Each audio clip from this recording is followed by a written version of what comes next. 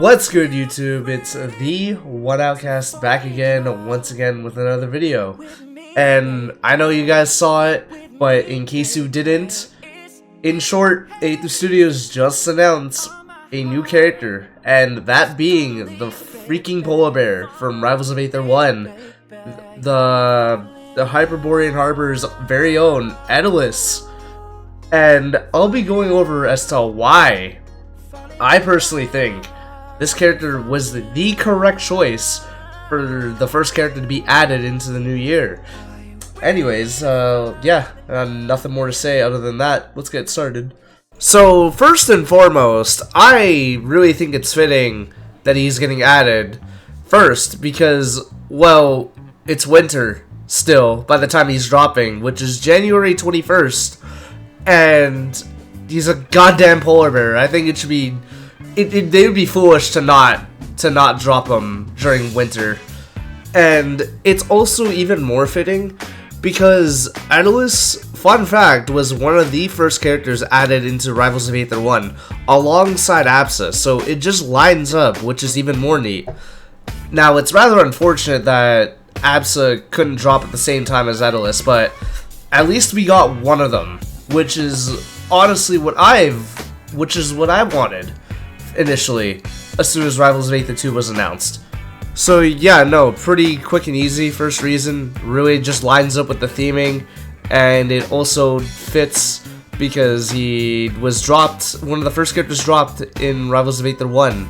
Reason number 2, for everybody complaining that, oh my god, it's another heavy, or oh my god, why is this guy a grappler, etc, etc, etc. You gotta understand that these characters are more appealing to the masses, and Aether Studios are in dire need of some hype. You can't sit here and tell me that Potemkin, Heavenly Popbuster, wouldn't get somebody who doesn't know anything about fighting games hyped as shit. And Etalus brings that energy with just his hit grab, which is his up throw, and also the factor of him having super armor, also because like he looks even more badass. You can't sit here and lie to me that casuals wouldn't get hyped over Etalus. Another point I got for this reason is that I personally think the Etalus mirror match is gonna be freaking amazing. You got two 400-pound freight trains of polar bears just hitting each other constantly. No bread, no water, just meat. Dude, I would much rather watch a Etalus mirror match over a Fleet mirror match or a Maple mirror match. Like, Etalus is gonna be up there for like one of the most anticipated mirror matches to watch. Now, moving on to reason number 3, I feel like that Etalus can really shake up the meta, especially with his gimmick. The gimmick being ice, where not only can he just zip around the stage and be one of the fastest characters in the game, on top of being a heavy. Like, it's absurd when I say this out loud. And the ice also provides him with armor if he hits it with his ice hammer. And not only on top of that, he can also freeze the opponent if they're standing on ice. There's not that many characters in this game that make it obvious that that their main gimmick is dangerous on stage. An example I really got when I say that is Arcane Bubbles. Like, okay, yeah, you got the droplet. Okay, what does that do? Oh, it throws out bubbles and it gets Arcane his way back into stage. Maple with Lily. Yeah, Lily can provide the assist, and if they're marked and thrown into Lily's direction, Lily will wrap the opponent around. But Etalus just provides just makes it just super obvious that, okay, you do not want ice out in the field, and how he goes about that is with Icicle's side special.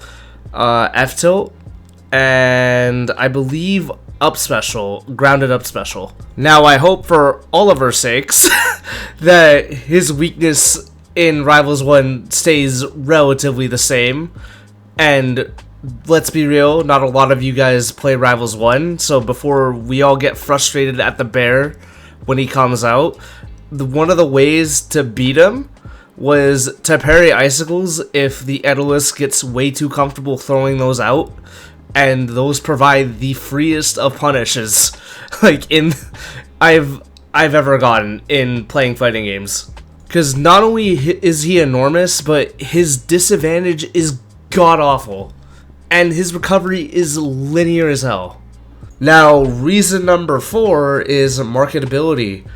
I personally think this character is in the Crag, Rano, and Loxodon tier when making skins for characters. I feel as though it is very easy to dish out ideas at Etalus for making skins, and on top of that, he's gonna be a very popular character just off of first impressions with people. And I know they are probably gonna introduce lore bits later on each of the cast, but it seems to me that there's a lot that they can do with Etalus, and the only bit of lore that we have on him is that he's one of the Hyperborean guards, and there was a good number of them, and he's the only survivor because I guess he was fighting the Abyss, or one of the Abyss creatures.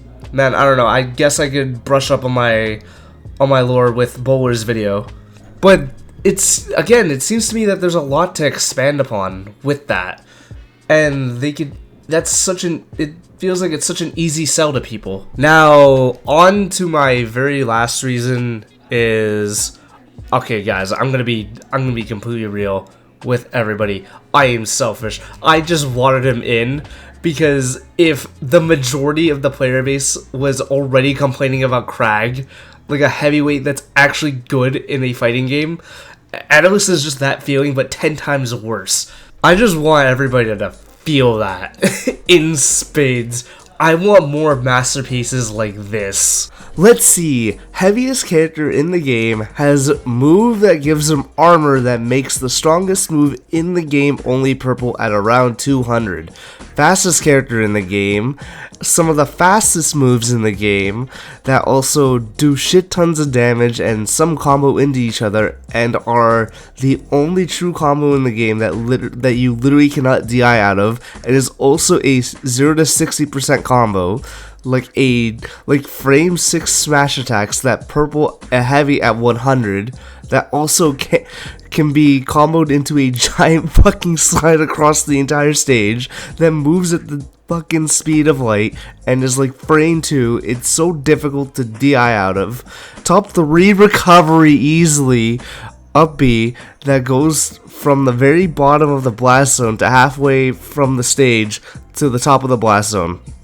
Can be cancelled into any air dodge at any point in its large ascent. It can spike, and it's fast and it's invulnerable to projectiles and can move left and right while in the process of going up. They are a big character and can get comboed, but grounded combos are so difficult because his ice and making him tech roll halfway across the stage. Also, making tech chases difficult as well. A projectile that is quick and covers half the fucking screen and combos into up air off stage, which kills at like 70 on most characters, and the up air at like 30 and can combo into dare and kill. This character is so fucking stupid. I don't even understand why the fuck Dan thought they were balanced. Poetry, emotion. I want to see if anybody can top the salt that is this copy pasta, bro, when Etalus comes out in Rivals of Aether 2. So yeah, those are my reasons as to why I think Etalus was the correct choice for character 1 for Rivals of Aether 2. Be sure to like and subscribe to the video.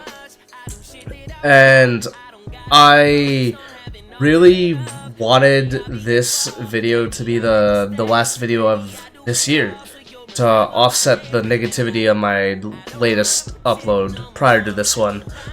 And the stuff I have coming up for the next year, well, damn dude, you guys saw the silhouettes at the end. We could do speculation videos there. I talked about the lore a bit of like maybe what they can do. I'm down to talk about that as well. And I just want to keep talking about this series because I really love like the game. I really love Rivals of Aether. But yeah, self-show incoming.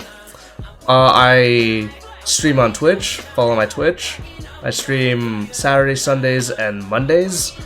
I have a Twitter, but I've been using that less and less and less. And that's mostly because I'm just sick of Twitter. I'd much rather try to use Blue Sky if I can, which I also do have. And be sure to be on the lookout if you are a subscriber or thinking of subscribing. I also stream on YouTube, and the difference between my Twitch and my YouTube is that I have 0 ads on YouTube as of right now. So yeah, you can get an ad-free viewing experience on YouTube. So yeah, thanks for watching. Peace.